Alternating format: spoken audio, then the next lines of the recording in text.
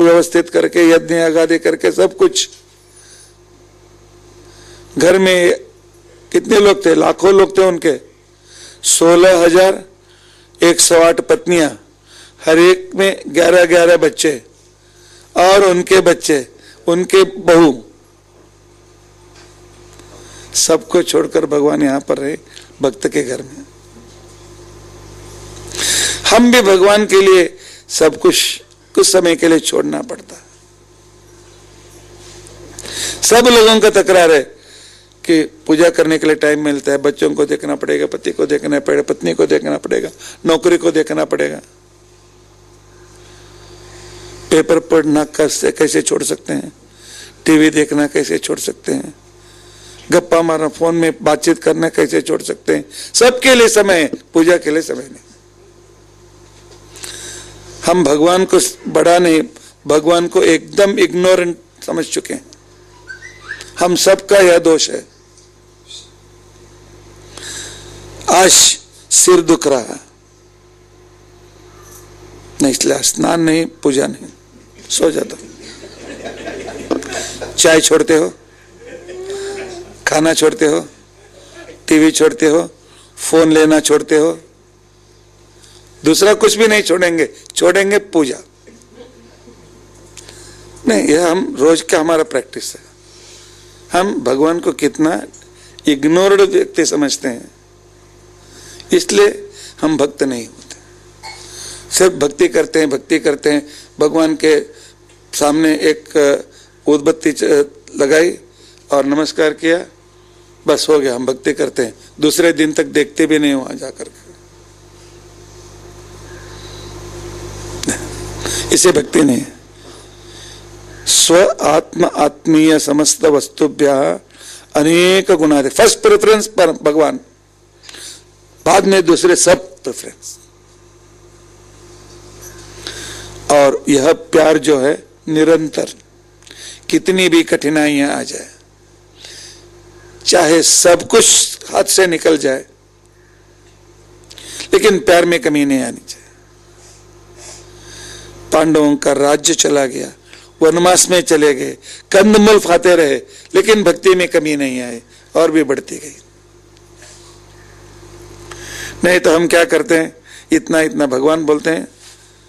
तो गुरुजी आपने कहा था सत्यनारायण पूजा की, लेकिन मेरा लड़का फेल हो गया, आज से नारायण भी नहीं चाहिए, सत्यनारायण भी कुछ भी नहीं चाहिए।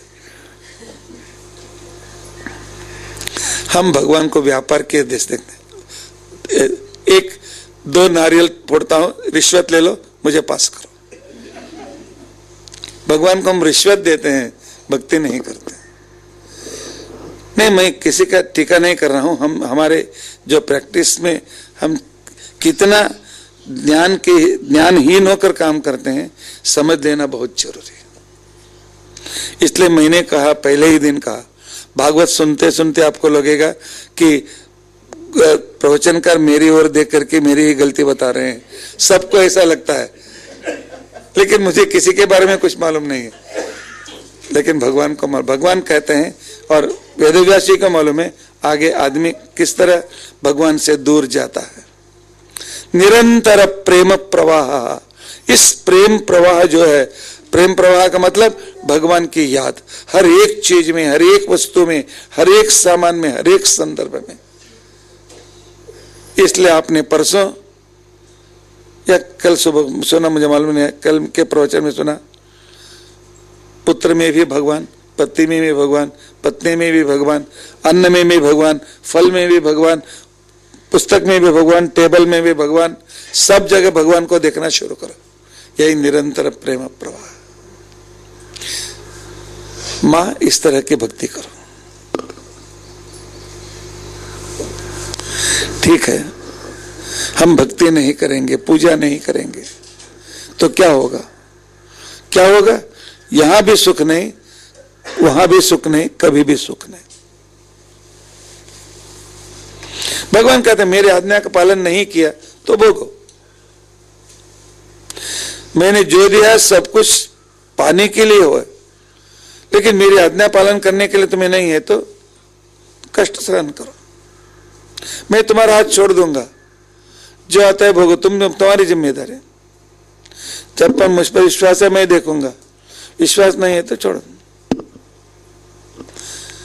छोटा बच्चा मां की गोद में सोया हुआ रहता है और गांव जा रहे हैं, वह निश्चिंत रहता है, वह सोचता भी नहीं है कब स्टेशन आएगा, कब उतरना चाहिए। मां पर विश्वास है, मां लेकर जाएगी, उतारेगी, मालूम है, निश्चिंत रहता है। इस निश्चिंतता से भक्ति करो, काम करते रहो। लेकिन बड़ा लड़का है, माँ कहते ए मेरे पास ही बैठो, वहां मत जाओ, दूसरे डब्बे में मत जाओ। वो कहता है माँ सब कुछ मत बताओ, बड़ा हो गया हूं, मैं स्टेशन आने पर उतरता हूं, मेरी ओर मत देखो, पूछने की जरूरत नहीं। माँ निश्चिंत हो जाती है, उतर जाती है। वो उतरा है कि नहीं भी कभी उतरने के बाद देखती है, क्योंकि वो अपने कहता मैं अब कर लेता हूं। नहीं, भगवान पर विश्वास रखा तो माँ के जैसे वो सब कुछ हमारा करेगा, नहीं है तो छोड़ देगा, तुम करो या ना करो। तो इसलिए माँ जो भगवान को छोड़ चुके हैं बहुत पाप करते हैं, पाप के कारण इस यहां भी दुख वहां भी दुख। इतना ही नहीं, इसलिए संसार में गरीबी है, संसार में अंग विकल व्यक्ति ने जन्म लिया है, संसार में अनेक तरह के कष्ट भोगने वाले हैं, एक बार भी खाना न मिलने वाले भी हैं, अनेक रोग से पीड़ित हैं। क्यों? पाप किया है, भोग रहे हैं। किसी व्यक्ति का घर में बहू गर्भिणी हो गई, सब लोग उसकी ओर ध्यान देते हैं, खाई कि नहीं, डॉक्टर को दिखाया कि नहीं, और ठीक तरह से दवा ले रही कि नहीं, अब अभी क्या करना चाहिए, कभी क्या करना चाहिए, सब कुछ।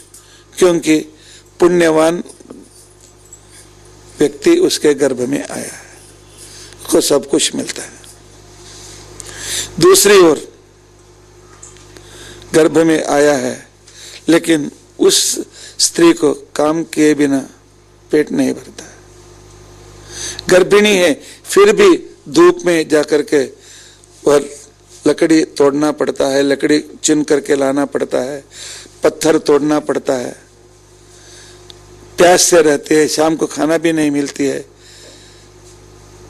और कहाँ कब या गाड़ी में, रोड में, या फुटपाथ में, या झोपड़ी में जन्म लेते हैं, डॉक्टर भी नहीं, कुछ भी नहीं। वह भी बच्चा, यह भी बच्चा। क्यों? उसकी परवरिश होती है, उसकी परवरिश नहीं होती है, उसे खाया कि नहीं पूछने वाले कोई नहीं, क्योंकि उसने भी पाप किया, उसमें गर्भ में जो आया है वह भी पाप किया। भगवान आपको सब मालूम है, सबको आप श्रीमान क्यों नहीं करते हो? भगवान कहता नहीं, कर्म के अनुसार मैं फल देता हूं। सबको मैं श्रीमंत किया तो जो पढ़ाई किया उसको भी पास, जो नहीं किया उसको भी पास करना पड़ेगा, तो पार्शलिटी होगी। जो कुछ भी पढ़ा नहीं उसको भी 95 मार्क्स, जो पढ़ा है श्रम से उसे भी 95। कहाँ का न्याय है? भगवान कहते हैं न्याय मैं नहीं करूंगा। करो, सहायता देता हूं, अनुकूलता करके देता हूं, लेकिन करो तो देता हूं, नहीं करो तो नहीं देता।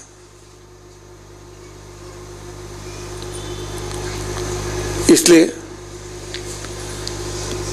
गर्भ में पुण्यवान लड़का आ गया, मां को कोई भी पीड़ा नहीं होती है।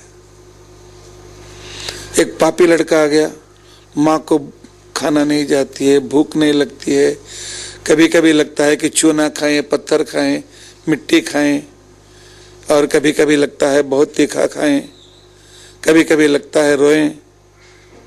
पापी लड़का गर्भ में पल रहा है। यहाँ वर्णन है, पहले महीने कैसे, दूसरे महीने कैसे, तीसरे महीने कैसे, पांचवें महीने कैसे। कभी कभी उसको बीपी लो हो जाती है, बीपी हाई हो जाती है। अर्थात अंदर जो है वो पापी है, दोनों को भोगना पड़ता है, साथ साथ में भोगना पड़ता है। इसके लिए मां संसार में पाप पुण्य समझो। पुण्य वह है जो भगवान का प्यारा काम करते हैं, वह पुण्य है। भगवान के आज्ञा के विरुद्ध जो काम करते हैं वह पाप है। परोपकार पुण्याय पापाय परपीड़नम। परोपकार कर रहे हैं तो पुण्य कमा रहे हैं, दूसरों को पीड़ा दे रहे हैं तो पाप कमा रहे हैं। वो कोई भी हो, किसी भी हालत में हो।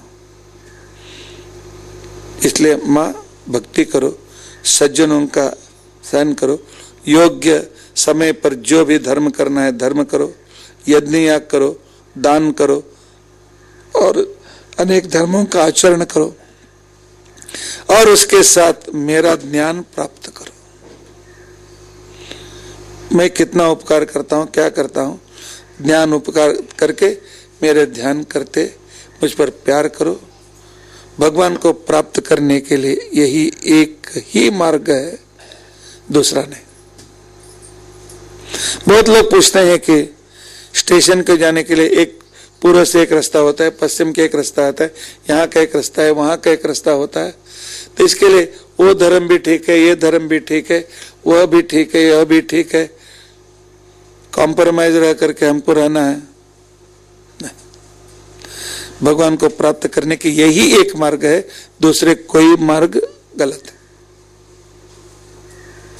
ये सब कुछ बोलने की रीति है। वह भी अच्छा है, यह भी अच्छा है, यह भी अच्छा है। पढ़ करके देखो, भागवत पढ़ो, बाइबल पढ़ो, कुरान पढ़ो और जैन व्यवस्था पढ़ो, दूसरे कम्युनिस्ट किताब पढ़ो, यह जो है उनमें किसी में भी नहीं मिलेगा। हमारे बच्चे करते हैं, सब धर्म एक ही हैं, तो हम दूसरे धर्म से शादी करेंगे तो क्या होगा? सर्व धर्म एक ही नहीं है। धर्म एक ही होता है, भगवान एक ही होता है, उसे प्राप्त करने का मार्ग एक ही होता है, दूसरा मार्ग नहीं। ये मेरी बात नहीं है। मार्गे नाने न मातस्ते, माँ मैंने जो कहा यही एक ही राह है मुझे पाने के लिए। इसके लिए ज्यादा यहां वहां मत सोचो, यहां वहां आकर्षित होकर के मत जाओ। हम भगवान को छोड़ देते हैं, किसी आदमी के पीछे जाते हैं, किसी बाबा के, किसी मामा के, किसी माता के। आजकल ऐसे भगवान बहुत हो गए। कोई मिरेकल करता है, कोई ये करता है, वो करता है। किसी के पीछे मत पड़ो। ये सब भगवान एक ही है। जो शास्त्रों में जिनको भगवान कहा गया है वही भगवान है। शास्त्रों में जिनका नाम नहीं है, वे लाख आपके साथ जादू करे आपके सामने, वे भगवान नहीं।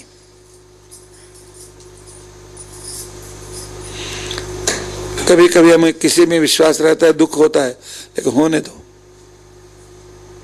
गलत बात कहने में, हाँ ठीक है तुम्हें अच्छा लगता है तो करो, यह उपदेश देने वाला भी मूर्ख है।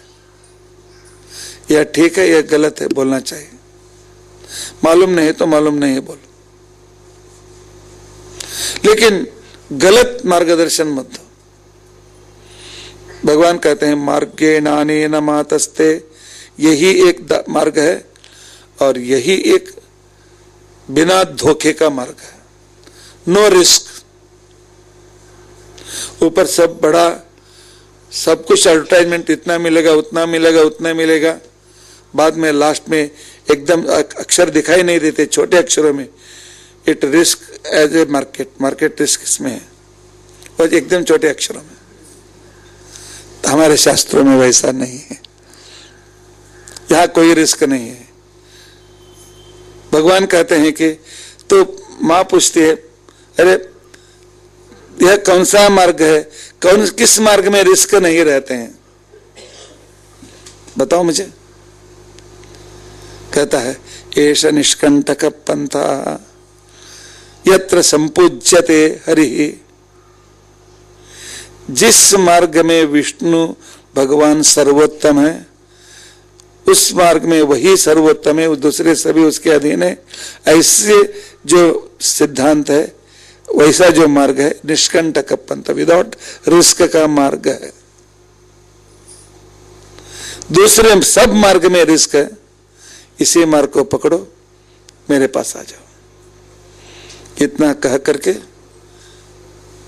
कपिल वहां से निकल पड़े। मां बहुत भक्त मेरी राह देख रहे हैं, मैं चला जाता हूं। और देवहूति भगवान के भक्ति में इतनी मग्न हो गई, इतनी मग्न हो गई, उसमें इतनी डूब गई, भक्ति के रस में वह नदी के रूप में बह गई। आज भी वहां पर यह नदी बह रही है सिद्धपुर में। आज भी उपदेश देने का जगह सुरक्षित है, वह बिंदु सरोवर मिलता है। तो इस तरह तो भगवान की भक्ति में यह प्राप्त करने की रीति है। और ये तीसरे स्कंद का अंतिम है।